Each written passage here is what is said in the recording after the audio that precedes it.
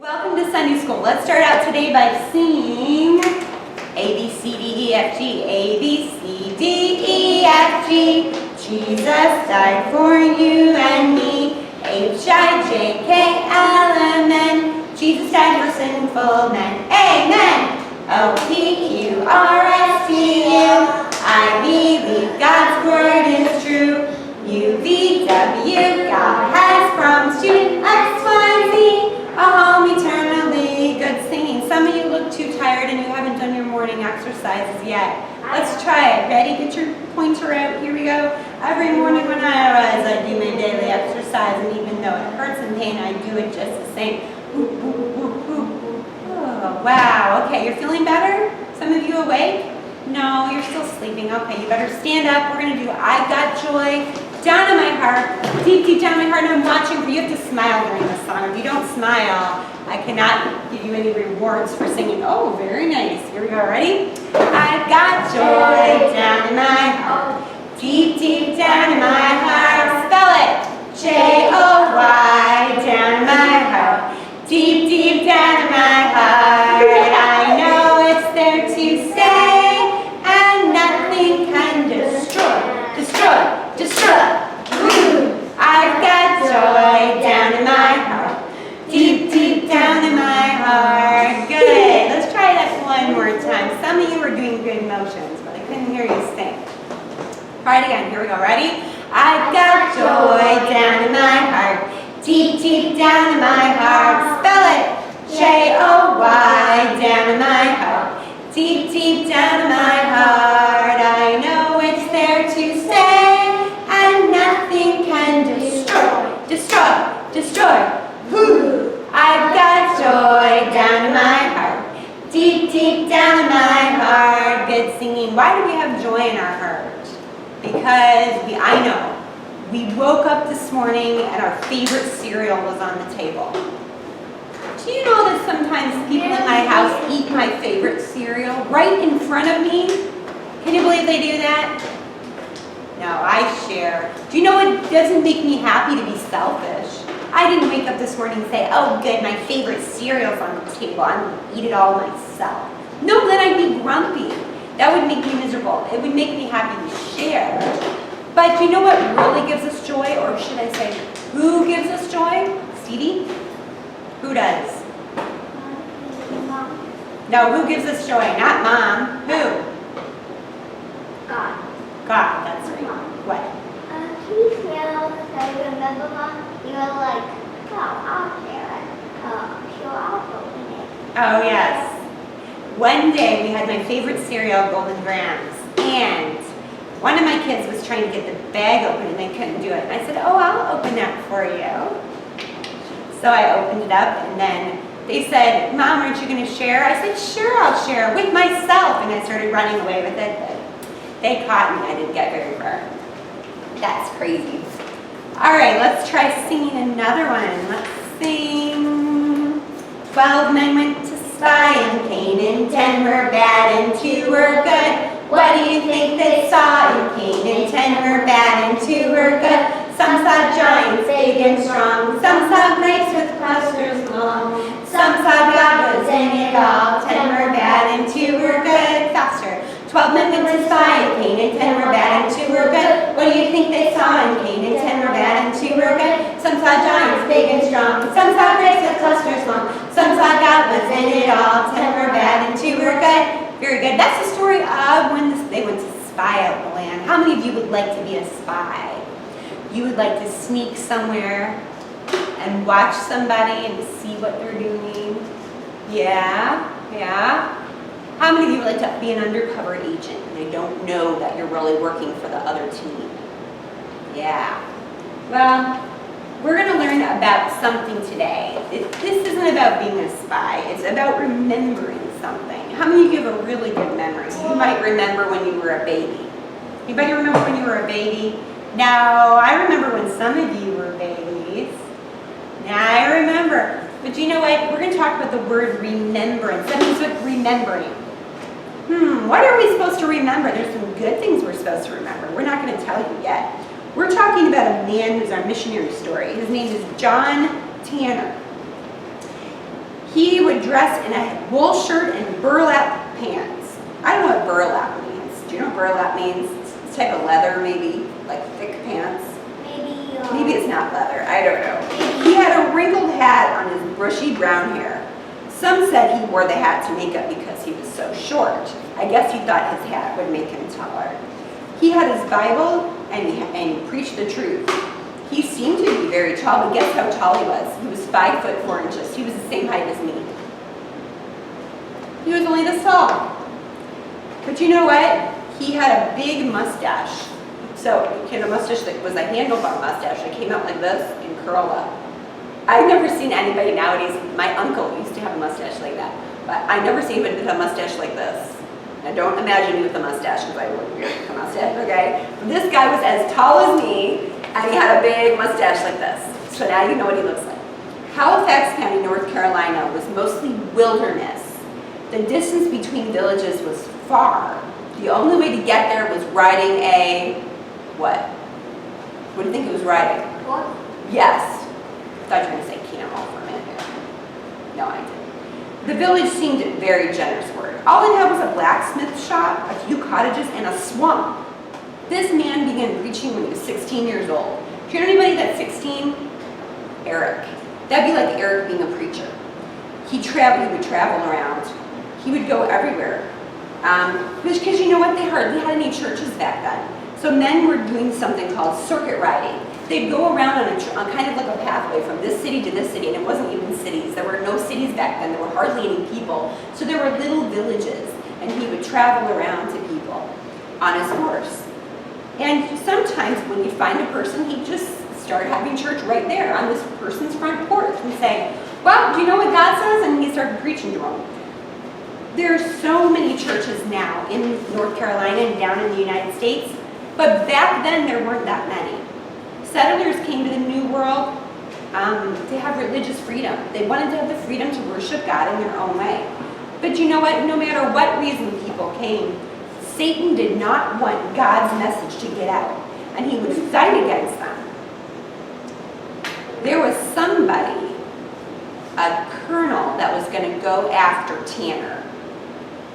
A colonel in the tiny town of Rocky Swamp. And we're going to find more about that next week. Tanner was preaching in Rocky Swamp at this time. Soon his journeys would lead him northward to the hills of Virginia and into the life of Colonel Archibald Carey. And his life would never be the same. What do you think this guy is going to do to the preacher? It's a colonel. He doesn't like the preacher. Can you hear that? Dun, dun, dun, dun. We're going to have a new verse. Let's go over our old verse. Who can tell me what our old verse was? Very good. Let's try it together. Also, I heard the voice of the Lord saying, whom shall I send and who will go for us? Then said I, here am I, send me. We have a new verse. What? Yeah. What? Does it Lord consider your way? That is the one from Devotions book. In fact, I really like that one. This one is called Deuteronomy 32:7. Remember the days of old and consider the years of many generations. Ask thy father and he will show thee, the elders and they will tell thee. In other words, you need to find out what happened before. Do you know the nation of Israel was really big on remembering their history? How many of you love history? Do you learn history at school? How many of you love history class? I love history. It was one of my favorite subjects. You learn about all the people that came from different countries and came to North America. The people that first lived in Canada, do you know what they were? There were English people. There were French people. There was a lot of English and French right at the beginning. Nowadays, we have people from lots and lots of countries that come to live in Canada. But back at the very beginning of Canada, there was a lot of English people and a lot of French people. In fact, Canada became a country on July 1st, 1867. We call that the Confederation. That means that's the day that Upper Canada and Lower Canada joined to be a country. You had Ontario and Quebec, and they joined together. Then the other provinces came and joined. British Columbia, Saskatchewan, Alberta, Manitoba, Newfoundland, Labrador, Nova Scotia, Prince Edward Island, New Brunswick, all of them, and the territories. Let's sing some more songs before we get started up. Before we get into our lesson. Let's try. I am a C, I am a CH, I am a CHRISTIAN. For I am CHRIST in my HEART. I'm a LIGETERNALY. Good singing. Let's try our verses. Ready? A. All things were made by him. B. Believe on the Lord Jesus Christ, and thou shalt be saved. C. Come unto me, and I will give you rest. D. Depart from evil and do good. E. Early will I seek thee. F. For the eyes of the Lord are over the righteous. Stay together. G. God is love. H. He is a rewarder of them that diligently seek him. Who remembers what I is? Jenna. I can do all things with Christ that strengthens me. I can do all things through Christ which strengthens me. Who remembers what J is? What's J? Stevie? Can I say L? You can say L, but let me do J first. Becca, what's J? Jesus Christ the same yesterday, today, and forever. Good. Who knows what K is? I'll give you a clue. It's, Christian, can you read K for me? Yeah, very good. Knock and it shall be opened unto you. And Stevie, what's L? Lo, I am with you all. That's right. God is with us. Everywhere we go, he's there. Let's try he's able. Ready? He's able. He's able. I know he's able. I know my Lord is able to carry me through. He is able. He is able. I know he is able. I know my Lord is able to carry me through. He healed the brokenhearted, and he set the captive free. He made the lame to walk again, and he caused the blind to see. He is able, he is able. I know he is able. I know my Lord is able to carry me through. Good. All right, I'm watching. I only heard one person say peekaboo on that part. All right, let's try one more. Let's try let the Lord have his way in your life every day. There's no rest, there's no peace until the Lord has his way. Place your life in his hand. Rest secure in his plan. Let the Lord have his way. Good singing. I saw a bunch of people singing good on that song. And let's try our verse again. We have a hard verse this week. Our verse is about remembering. Now, when we think about memories, we can think of some funny things. I can think of crazy things that happen to me. I can think of times when funny things happen. Can you ever think of something funny that happened to you? That when you think back, it just makes you laugh? Jenna? Well, it's funny about you. About me? About you were. About what? You were. And I was in the closet. Oh yes, this is a terrible thing. It's kind of funny now, but Jenna was little. She was so quiet. She would walk around the house. She was probably only like not even 2 years old. And I would be sitting there and I'd be like, you don't know where Jenna is? And nobody knew where she was. So I'd start running through the house. Jenna, where are you? She wouldn't answer me. So I'm looking, I'm starting to get panicked. Where is she? Where is she? See, don't do that. I'm starting to get panicked. Where is she? Where is she? Finally, I come all the way back to where I started. I had been in my room, and I look, and there she is, just standing there. She was just standing there in my closet, and I'm like, Jenna, why didn't you answer me? And she just looked at me. But my heart was panicky because I couldn't find her. And so finally I told her, Jenna, if I'm calling you, just say, I'm here. That would save me running all through the house like a crazy woman and trying to figure out where she was. There's funny things we can think back on. But there are some things we're going to remember. Now, we're going to talk about something God told his people to remember. The Israelites were God's chosen people. And God said, I'm going to set you free. Do you know that God brought them out of Egypt? What were they in Egypt?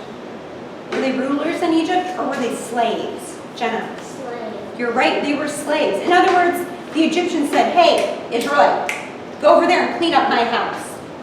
And they would have to go clean up their house. Israelite, come here. You go carry all this stuff for me. They would have to carry the stuff, don't they? Do you know what? They were slaves. The ladies would have to cook. They'd have to carry water. Do you know those big pyramids that you see? Have you ever seen a picture of a pyramid in England? In Egypt? Do you know a lot of those they believe some of the Jewish people built?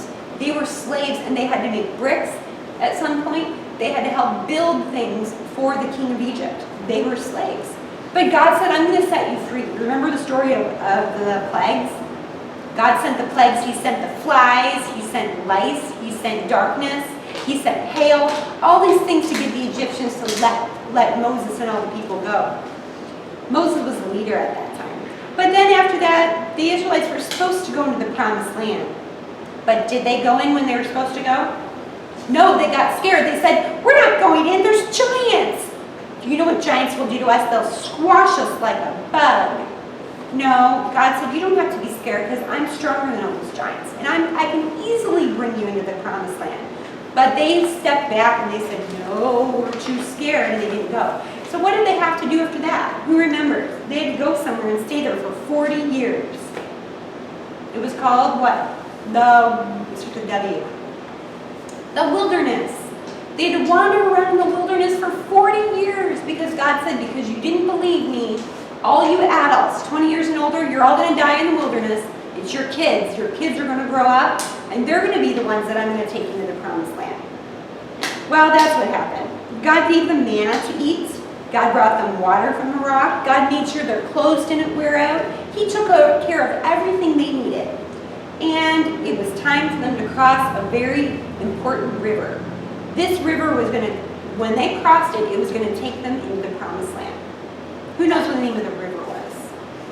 Stevie? Do you have an idea of the river in Israel they were going to cross? Christian? Started with a J. Stevie? The Jordan River. The Jordan River, that's right. They had to cross, but you know what the problem was? The Jordan River was like overflowing. It was so full. Do you think they're going to all swim? Do you think they were going to go on a boat? How do you think they're going to get across? God said, I have a plan. The priests, what? Do you know how? The priests were going to carry a special box. This box was covered in gold, and it was a box that was in the tabernacle. And it was a box that only the priest could touch, and nobody could open it and look inside or they would be killed. Do you know what that box was, Jenna? The Ark of the Covenant. The priests were the only people, certain priests had to carry it. And they didn't even touch the box. They had these long poles that would slide through these little loops on the side of it, and they'd carry it. They had to carry it, and they had to step into the Jordan River. Oh no. Do you think that box was going to make them float? They'd all hold on to it? No. Once their foot stepped into the water, guess what God did? He made the water part open, kind of like the Red Sea. And all the Israelites crossed the Jordan River on dry ground. It was like God kept the water this way and the water that way, and they went right through the middle. God said it's time to go into the promised land. But as they crossed, Joshua had 12 men picked out. He said, you guys have a special job. I want you, as we're crossing the river, to get these big rocks. Pick up a big rock. Each one of you pick up a big rock and bring it across to the other side into the promised land. And with those rocks, we're going to pile them up and we're going to build a monument. All these big rocks together. And the rocks are going to help us remember what God has done for us. In fact, one day your children are going to ask you and say, hey, Daddy, hey, Mommy, what are those big pile of rocks for? And you're going to say, that was the day we crossed the Jordan River. When the priest stepped into the water and the water parted, we got those big rocks out of the middle of the Jordan. And God did a miracle and brought us into the promised land. And that's what that big pile of rocks is about. These rocks are to help us remember. Now there were some things, first of all, they were supposed to remember God's protection. Do you know that God protected them when they were slaves in Egypt? God protected them through the plagues.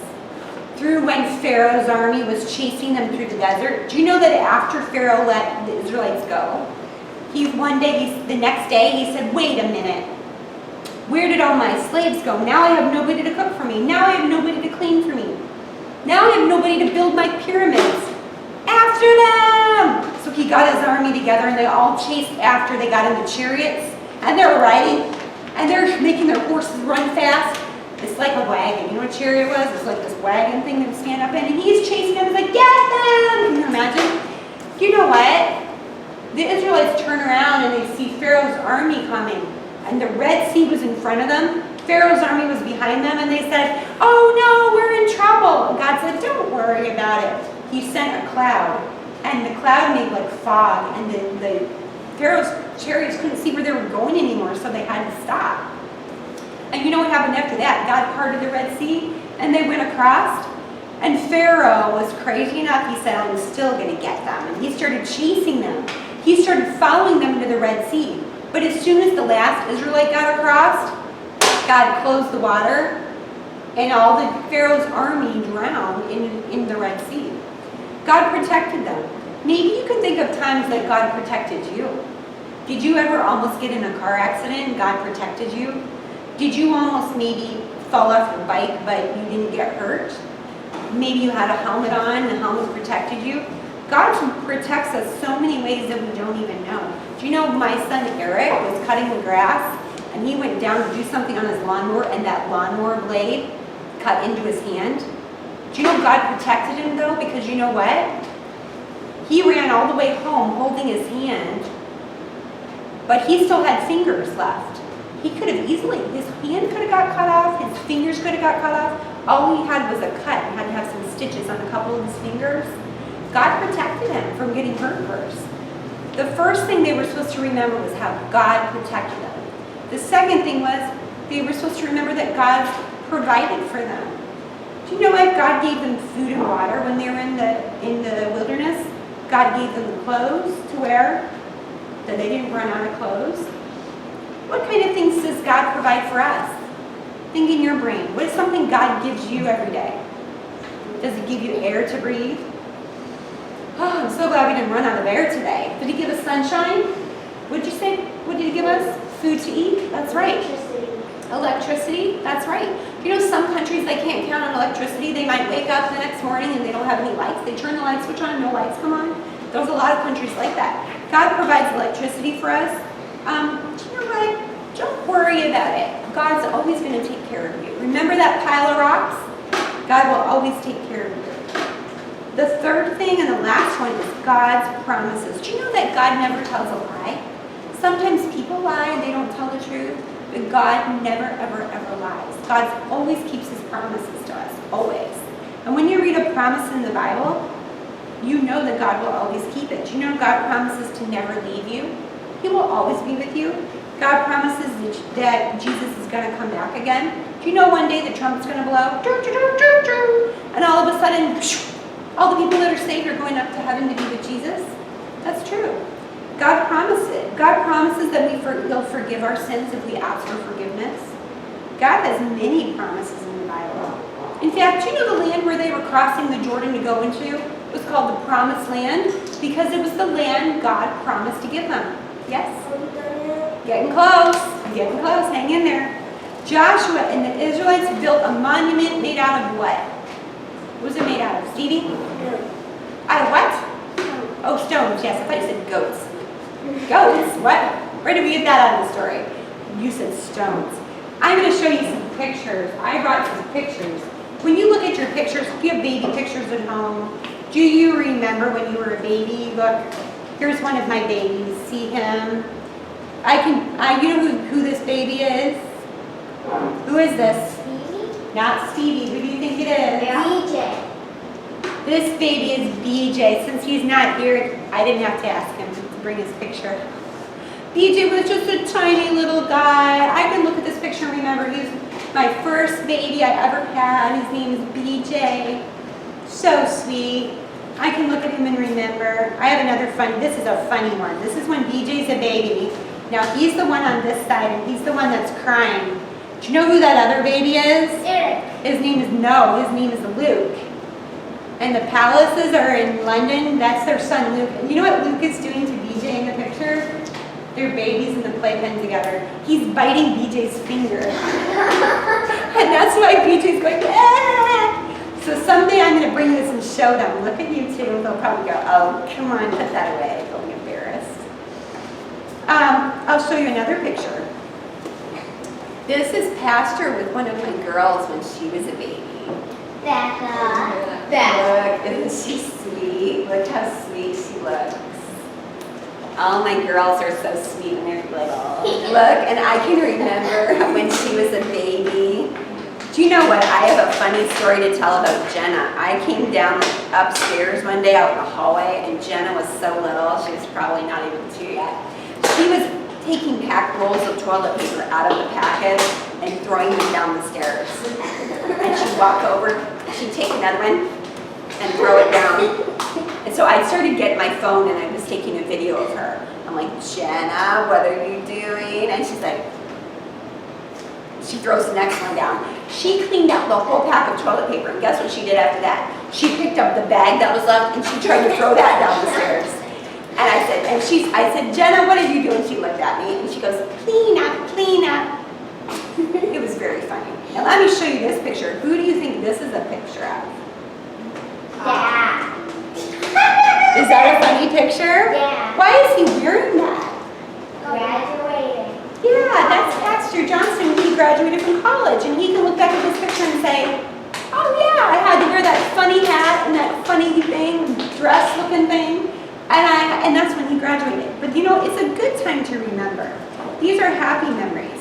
But you got to remember the good things in your life that God has done for you. When the Israelites looked back at those pile of rocks, they were remembering. What were the three things? Who remembers? God's what? God's, start with a P. Protection. What's the other one? When God was giving them everything they need. What was the second word? Provision. What's the last thing when God kept everything he said he would do? He kept his promise. That's right. There's promises in the Bible, and every word of the Bible is true. God helps us remember that. Okay, we're going to ask some questions now.